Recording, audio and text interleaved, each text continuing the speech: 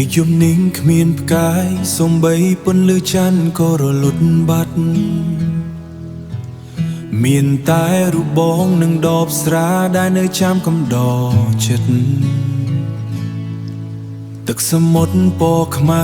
រលកបោកបង់មកដល់ច្រាំងបេះដូងនាំមកនៅរឿងរ៉ាវសោកសៅដែលបងមិនចង់ចាំតែមិនអាចបំភ្លេចបងប្រៀបដូចជាអ្នកដាំផ្កាក្នុងមហាសមុទ្រដែលពេញដោយអំបិលព្យាយាមថែរក្សាស្នេហ៍មួយនេះទោះដឹងថាវានឹងត្រូវរលាយ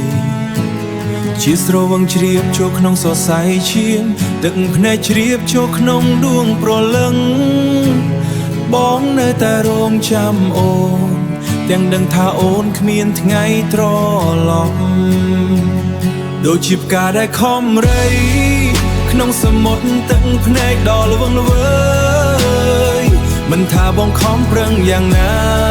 ក៏គង់តែត្រូវស្លាប់បាត់បង់ទៅវិញទឹកភ្នែកបងហូររហូតខ្លាយជាស្មុតចំណែកអូនជាអ្នកដើរចេញបន្សល់ទុកឲ្យបងនៅមើលថែផ្កាដែលគ្មានវាសនារួរៀងស្រវឹងដើម្បីបំភ្លេចតែបែរជាឃើញអូនច្បាស់ក្នុងមហាមុទ្រទឹកភ្នែកស្រមោលអូនហង្ហើកណ្ដាលរលកដែលបោកបក់បេះដូងបងលូកដៃចាប់ក៏ជួបតែភាពទេស្អាតនឹងជាតិល្វីងនៃស្រាតើមានផ្កាឯណាអាចរស់នៅក្លៅមួយនេះដែលមិនព្រមទទួលយកការពិតដូចជាផ្កាដែលខំរៃក្នុងសមុទ្រទឹកភ្នែកដ៏ល្វឹងល្វើយមិនថាបងខំប្រឹងយ៉ាងណាក៏គង់តែត្រូវស្លាប់បាត់បង់ទៅវិញទឹកភ្នែកបងហូររហូតខ្លាយជាស្មុតចំណែកអូនជាអ្នកដើរចេញបន្សល់ទុកឲ្យបងនៅមើលថែផ្កាដែលគ្មានវាសនារួរៀង